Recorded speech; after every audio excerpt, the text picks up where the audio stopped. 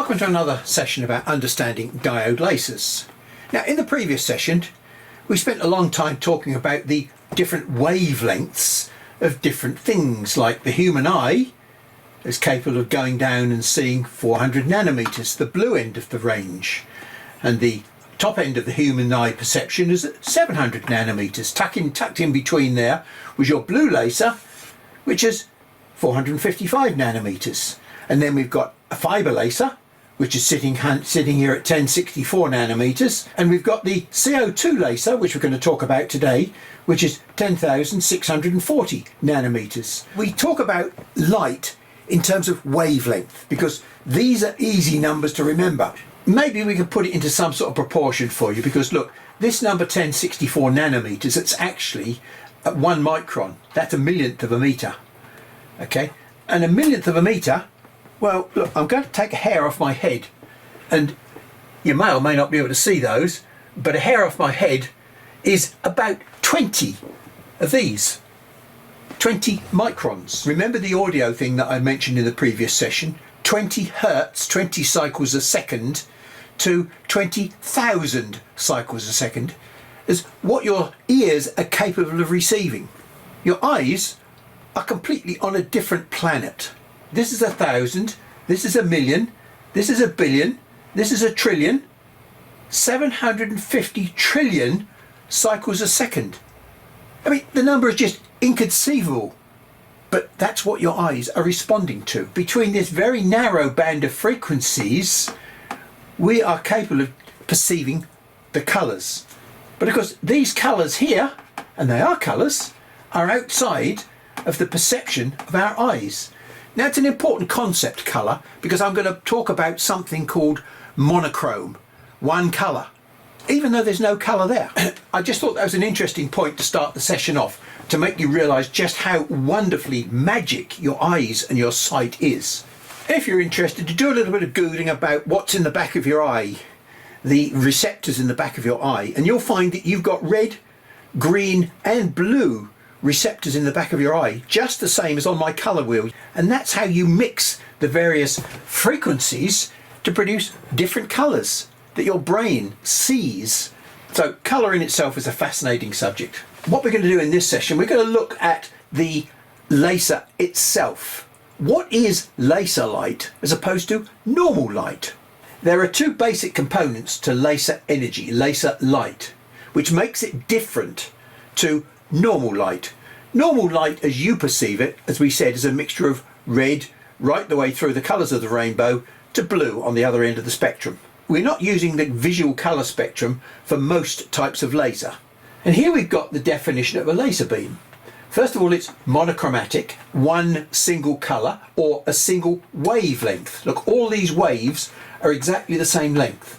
Whether they be blue for your diode laser, 1 micron wavelength, or 10.6 micron wavelength, they're all the same wavelength that are emitted from this block here, which I'm just going to call the laser source. Forget about what's happening inside there. Okay, now what comes out at the end here is something called a coherent beam. What does coherent mean? Well, coherent basically, although it's shown here, what it really better described as what you recognise up here, these photons.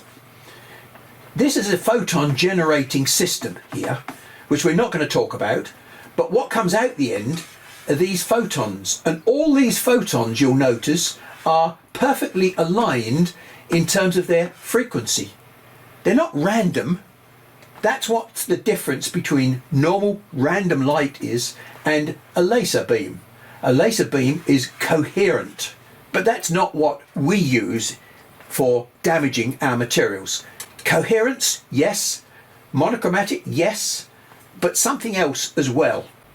What comes out the end here is a synchronized wave like this, but it's certainly not shown like this. Let me just show you a physical example of something that happens inside the laser generating system, because it applies to all laser systems. Now, this is a desktop game, a desktop toy, but it's a valuable lesson in what goes on inside your laser source. Here we've got a load of photons. When they pass through and come out of the laser tube at this end, so we're now going to switch our laser tube on and we're going to watch the laser beam come out of the end of our laser source. So look, from total randomness, we're producing a pattern. And that pattern is the same pattern every time. It's absolutely amazing. It's something that happens in nature when chaos and randomness takes over. There is a pattern that develops, and it's called a standard deviation pattern, normal distribution or bell curve. In this case, for a laser system, we call it a Gaussian distribution, because here we've got basically very low intensity energy coming out of the laser tube at the edges of the beam. But at the center of the beam, we've got a very, very high intensity. Lots and lots of photons, very high photon density right at the center of the beam, and low photon density at the edge of the beam. For a CO2 laser at 10.6 microns, this is what we expect to see in the way of output from our laser. Look, it's this beam profile here called a Gaussian distribution, a Gaussian mode. So it shows you clearly that we've got very high intensity light at the center of the beam and very low intensity light at the edge of the beam. There it is. The ideal intensity distribution that we want for a cutting beam. You can tune the laser up to do all sorts of other things as well, but we're not interested. Now, a diode laser is a bit different. Well, it's a lot different, to be honest, as you can see. Not only does it produce a very, very, very small diameter beam, as opposed to the 5 or 6 millimeters that you tend to get with a glass tube machine. This is only maybe, I don't know, maybe half a millimeter or even less than that. And the beam that's emitted is not round. It's elliptical. But it's still Gaussian in its distribution both that way and that way. So it's really weird in terms of its ability to do damage. You see the way in which this is turning into a trumpet shape. It's diverging, it's growing into a cone. This diode laser grows into a cone at a very, very rapid rate. Maybe something like 20 or 30 millimeters per meter. So this beam is going to finish up 30 millimeters bigger after it's traveled a meter. Whereas a CO2 laser has got a divergence rate of around about 3 millimeters per meter. In other words, the beam is nearly parallel. And an RF laser is probably about 7 or 8 millimeters per meter. So it's a lot worse in terms of parallelism than a glass tube machine.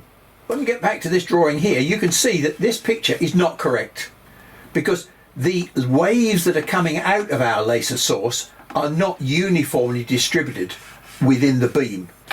They're much more intense at the center of the beam than they are at the edge of the beam. Collimated means parallel, but they're not. 3 different lasers, 3 different amounts of divergence. The worst one of the lot is the diode laser. So here is my very silly demonstration that will enable you to remember how a Gaussian distribution curve works. There it is. There's my Gaussian distribution.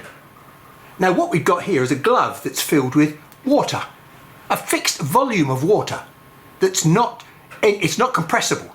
It will remain the fixed volume regardless of what I do to it. Okay, so let's assume that there's 60 watts of power inside that Gaussian distribution. There it is. Now what I'm going to do, I'm going to change the shape at the bottom of that Gaussian distribution. I'm going to make it a smaller curve. Now look what's happened. I've not changed the 60 watts inside there. What's happened is, as I squash the 60 watts into a different shape, it distorts the curve. Let me go back into the office and I'll explain now what this silly experiment will enable you to remember.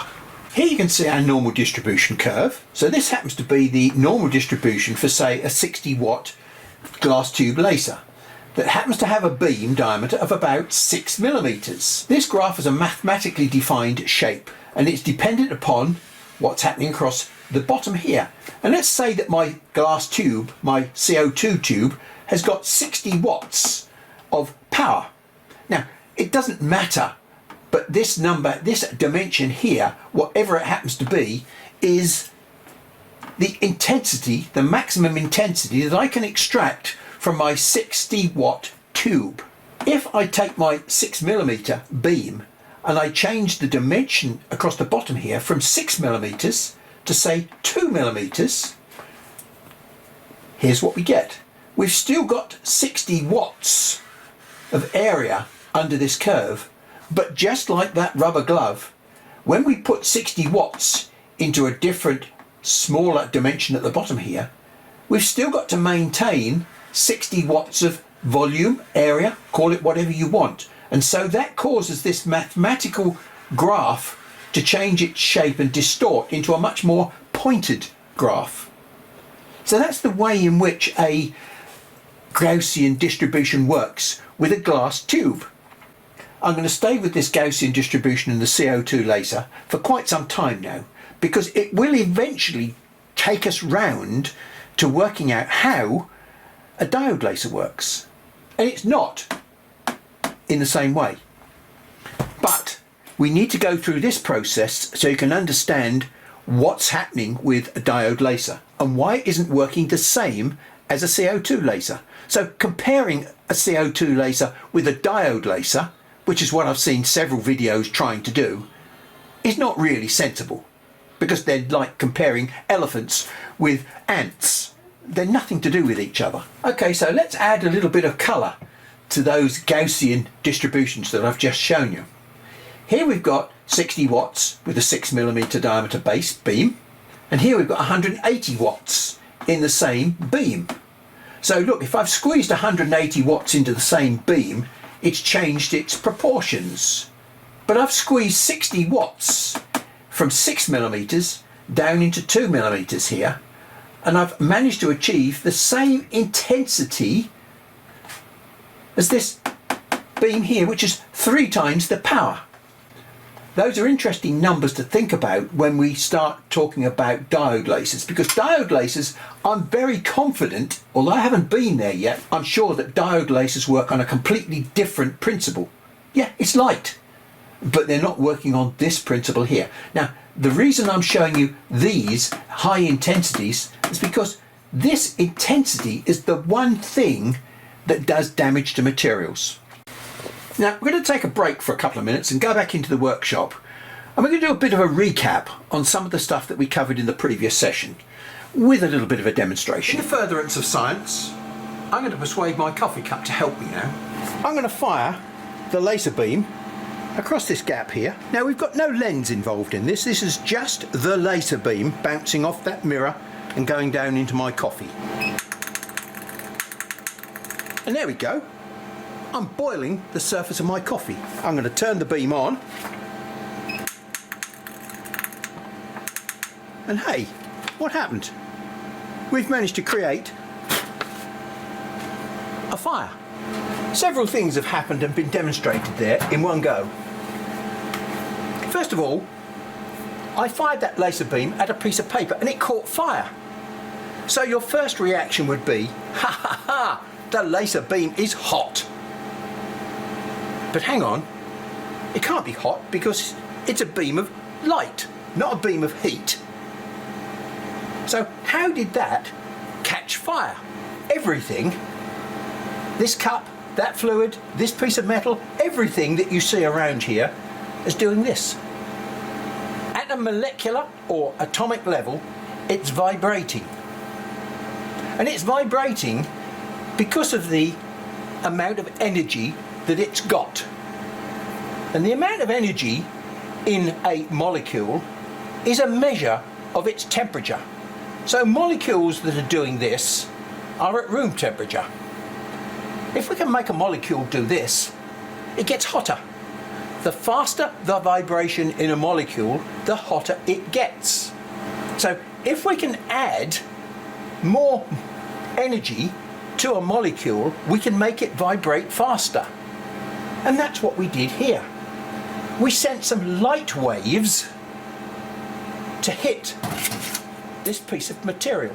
Or light energy are like little bullets of energy. They possess no mass, no volume, just energy. And when the energy strikes that paper, it stimulated the molecules in the paper to vibrate faster and faster and faster. And if that mechanical property, that vibration, gets violent enough, the energy has got so great inside that paper that some of the molecules have decided to go somewhere else.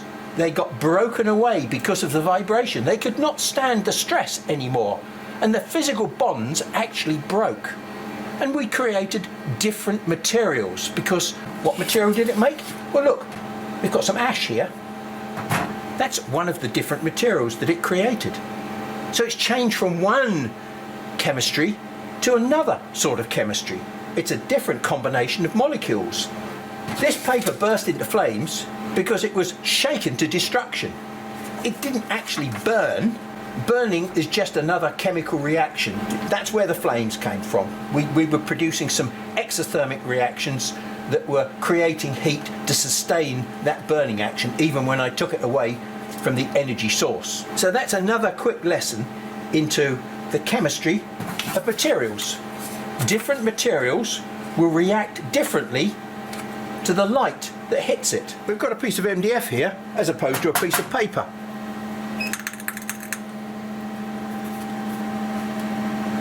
It produced smoke, it didn't burn, it didn't catch fire.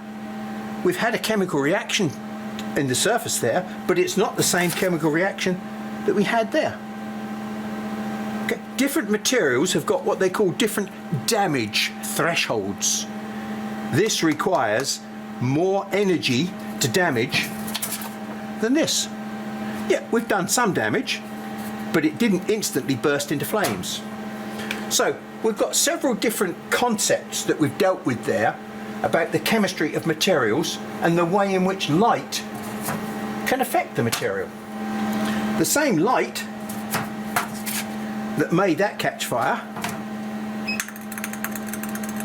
is boiling my coffee, but it's not catching fire because it's liquid, you say. Well, yeah, think about it.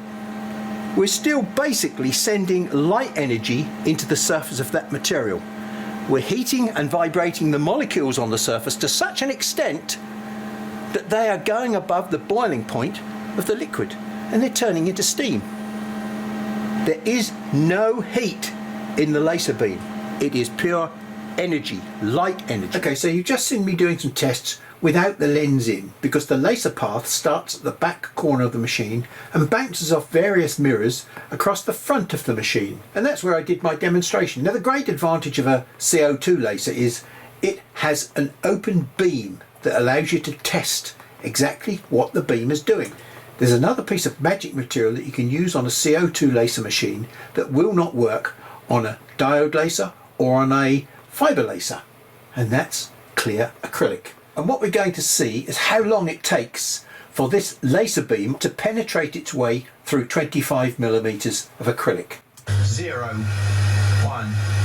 2, 3, 4, 5, 6, 7. And that's a 70 watt beam, probably 6 millimeters diameter across the mouth of the trumpet there. You can see what a Gaussian distribution intensity does. Remember, intensity is the thing that causes damage. The greater the intensity, the faster you will do damage. So the center of the beam has got the greatest intensity on it.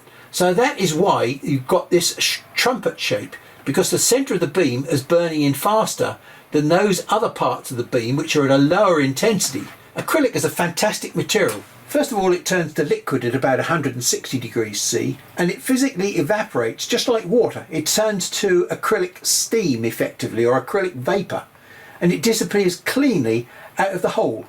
And so you can see exactly what the intensity distribution is within the laser beam that you're firing at it. Okay, here you're looking at the same block of acrylic, but here we've got an RF CO2 laser, which is delivering 30 watts. Remember, the other one was delivering 70 watts, and it took us nearly 10 seconds to get right through that block. 0, 1, 2, 3, 4, 5. And that's how far the beam penetrates in 5 seconds. We're now going to add a ×2 expander into the system. 0, 1, 2, 3, 4, 5. So what we've just seen there is a demonstration of how intensity is the vital part of damaging material. Here we've got only 30 watts with a very small beam which got through there in 5 seconds. That's half the time with half the power. Now that doesn't make sense, because that means that's really cutting about 4 times faster. And look, as soon as we put some extra lenses in the system by using what they call a beam expander, we've got 2 lenses in here now. Look what's happened to the power. Yes, we've done what the beam expander said. It's doubled the beam size approximately by 2. So we've moved from, say, about 3mm up to 6mm. But in moving up to 6mm, look what we've done to the intensity. We've reduced the intensity so much that in the same period of time, it's gone less than half the distance. The point of this is to show you how intensity is the key factor to damaging material. What we could say is, very clearly, if we take this beam and put it through a lens, effectively what we're doing, we're squashing the beam down and concentrating it and making it into a much more of a sharper beam, which means it's going to damage material quicker. When I saw this very thin, high intensity naked beam coming out of an RF laser, I was ecstatic. Because look, here we've got about a 3mm beam which penetrates this block in 5 seconds with only 30 watts. If I could put this naked beam and intensify it through a lens, I could probably cut my way through to Australia and enter without a visa. And it was only when I started doing this work here, trying to amplify the intensity of this very thin beam, that I realised that there were some problems with lenses that nobody had told me or described. Let's move on to the third subject in my Venn diagram, which is optics. And remember, I'm not in any way qualified to speak about optics because I know virtually nothing about optical engineering. I understand lenses to a certain extent, so I thought, but I didn't realise that lenses and laser beams didn't really work together. Now with the CO2 laser, you have to use a specific type of material called zinc selenide. There are other materials, but mainly it's zinc selenide that we use for the lenses. And because of this material, there are only 2 types of lenses that are commercially available for us to use.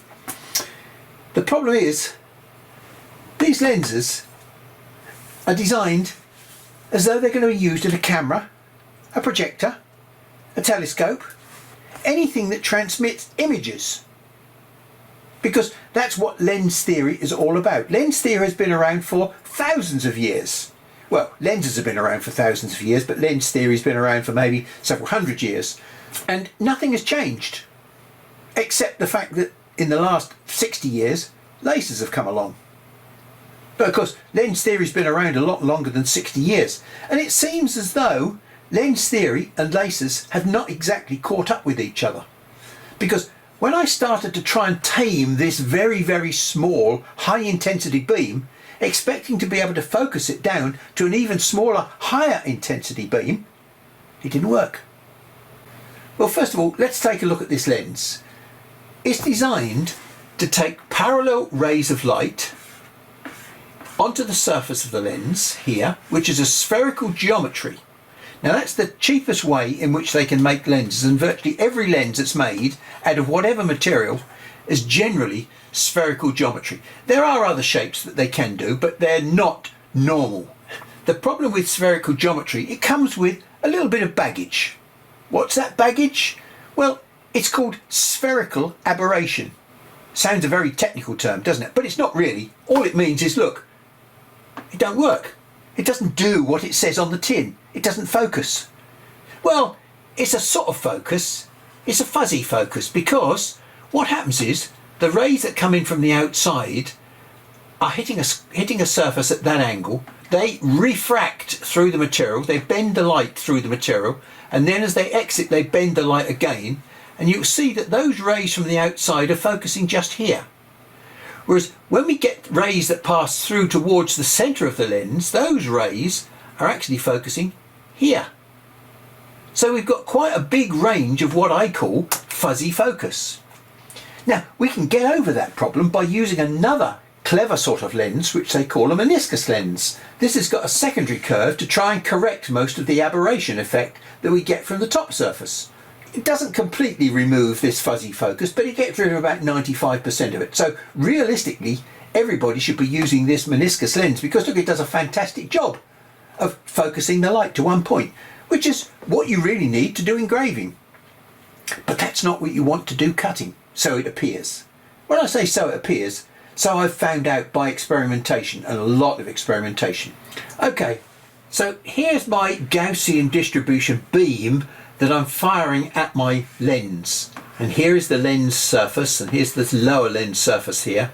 And look, we're managing to focus the beams down to, well, look, it's that fuzzy focus again. Before I go any further in talking about this picture, I want you to carry out a thought experiment for me. As I described earlier, the angle that this ray hits the surface causes the beam to refract. And similarly, all of these beams are refracted by a proportionate amount depending on the curvature or the angle at which they hit the curvature. Right at the centre of the axis of the lens, which is just there, there is no curvature. This ray here is hitting the surface absolutely flat, zero angle. And so there is no refraction taking place on that ray there. That magic ray that's passing right through the axis of the lens and going on and on and on to infinity. You can't focus a single ray. It stays the same, even though it's the most powerful ray in the beam. Okay, let's take the thought experiment just a fraction further. If we move away from the central axis by just maybe 1 or 2 light wave distances, we've now got 2 rays, one on either side of the centre line, the axis. Now, those rays will experience a very, very small amount of refraction. But where do you think they will focus? You're right. The answer is very close to infinity. And those 2 rays that are focusing very close to infinity ain't going to do much for our intensity pattern on the surface of a piece of material that's here. So they're really not going to do much for us at all. As we can continue our thought experiment and move further and further away from the axis of the lens, we're going to get a little bit more and a little bit more angle coming into the equation, and we're going to produce more and more bending on the ray. So what's going to happen? These 2 rays, as we move further away from centre line, are going to gradually creep back towards this point here. And once we're maybe starting to get about out here somewhere, those rays are now maybe here. And they're starting to combine. They're no longer individual focus points. We've got several focus points which are nearly joined up together into this little zone here. Okay?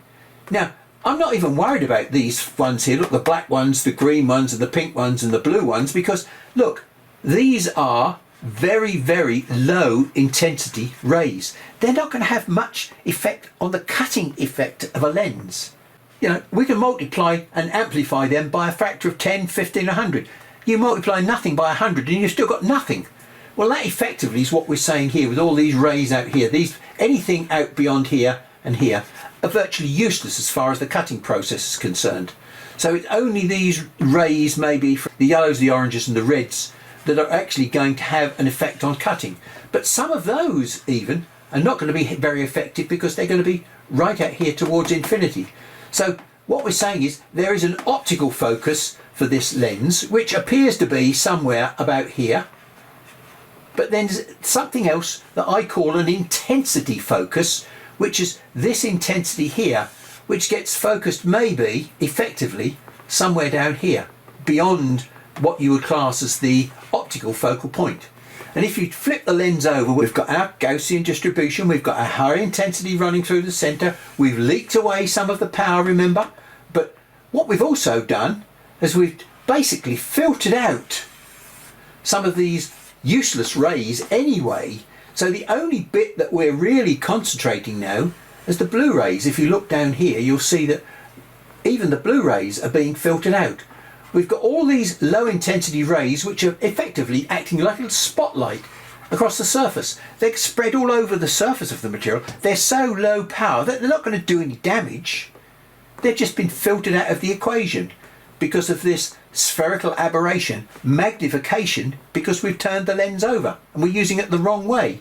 And what we've actually done, we've just concentrated or filtered out all the rubbish, and we're putting the good stuff down through the centre here to this, what I call the intensity focal point, as opposed to the what may be the focal point here. Who knows? This hasn't got a focal point because it's such rubbish. Trust me, using a lens the wrong way round can often get you a much deeper cut and a better cut. But that depends on, and I talk about it again, that depends on the shape of this intensity graph. If you've got a flat-ish graph, then some of this, what we call higher intensity, is spread out further across the lens, and it's not actually going to concentrate here. It's going to concentrate somewhere out here on some of these other colours. So there's a strange relationship between the shape of the beam, the intensity profile in the beam, and the lens that you put it through. This is a fairly sharp, short focus lens because it's got a large curvature. A longer focal length lens will have a much flatter profile, and a flatter profile means that this flat section across the centre here will extend out further, and you'll have different properties to your lens depending on the shape of your beam. So there is a tremendous relationship that exists between the focal length of a lens and the intensity profile in your beam. The other thing that I'd like you to just have a quick look at here, going into the lens here on this flat surface, we've got a nice Gaussian distribution in the beam that we're firing at the lens. Now look, let's take a sample through here and see what we could do to reconstruct a graph of intensity. Look at the way the intensities have been mixed up. I mean, when we get down here, I mean, it's rubbish. This Gaussian distribution has completely disappeared. So we certainly are not firing a Gaussian distribution intensity beam at our material.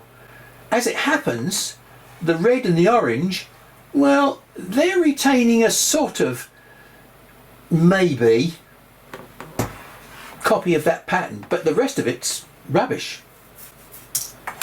And even when you use the lens the right way round, you can see that as you get closer and closer to the focal point, you've destroyed this Gaussian distribution. And what's happening at the focal point is certainly not this distribution here. And that's an important point, because as soon as you put a Gaussian intensity beam through a lens, you start destroying the one thing that you want, which is the intensity at the centre of the lens to do damage. You're basically making this pattern down here almost flat. Who knows what shape it is, but it's certainly not this shape, but it's almost close to being a little flat molehill as opposed to a little mini mountain. So I can now begin to imagine, and I hope you can begin to imagine, what you're going to do to a beam when you start passing it through lenses. I'm just going to come back to this quick picture here. This beam that's emitted from your diode laser is pretty useless because it's going to grow at an alarming rate. And remember what happens when the beam diameter grows? The intensity disappears. So any value in that beam is going to disappear. So what I have to do is to put it through something called a collimating lens system. This collimating lens is designed to take your input beam and turn it into something a bit more useful as it comes out of the diode laser. so that you've got more or less a parallel beam coming out of the diode laser. You can't have a beam which is expanding. So let's just end this session quickly by looking inside one of these more modern 48 watts. There's a 70 watt version around as well, but this is a 48 watt laser diode. And what we can see here is we've got the diode lasers which are pointing towards what they call a half reflecting mirror. So it's pointing to the underside of a mirror, and before it passes through the mirror it's going through some sort of conditioning system here, but it looks as though it's a parallel beam out of the laser. So one has to assume that there is a collimator in there which is sending a beam out through here, which is parallel beam. Now it must be a parallel beam because it's got to pass all the way down through here and round the corner before it hits the first lens, which is down here. Okay, so you want all these beams to be parallel, because look, when we move over to here we've got beams that are coming in this direction, and then they finally join up with one half reflection mirror at the bottom there before they pass through the final lens assembly to come out to the real world. So we've got to have parallel beams here, because if we don't, this beam is going to be substantially bigger by the time it gets down to here than this beam here, which has got a much shorter beam path. So we must be applying collimating technology to those beams before they arrive at this lens. And so collimating beams means that we obviously don't have a Gaussian distribution arriving at this lens assembly in the bottom here. Or maybe in the next session I should start assembling up my heads and seeing if we can start having a look at what's coming out of here, because we can't see what's happening inside here. The purpose of today's exercise is to show you what happens in a normal beam, so that we can sort of try and suppose and understand what might be happening inside here, the technology that might be happening inside here. All we have is these pictures to go on. We can't get inside there and physically look at the beam and watch what's happening. So we've got to be like an air crash investigator. We can only see the damage that happens to our material, and we've got to guess what happens to create that damage. Well, I'm trying to take the guesswork out of what's creating that damage by having a bit of an understanding through my knowledge, and hopefully passing that knowledge on to you, of what might be happening inside here. And that's something that we will hopefully get round to checking out next time. Thanks again for your time.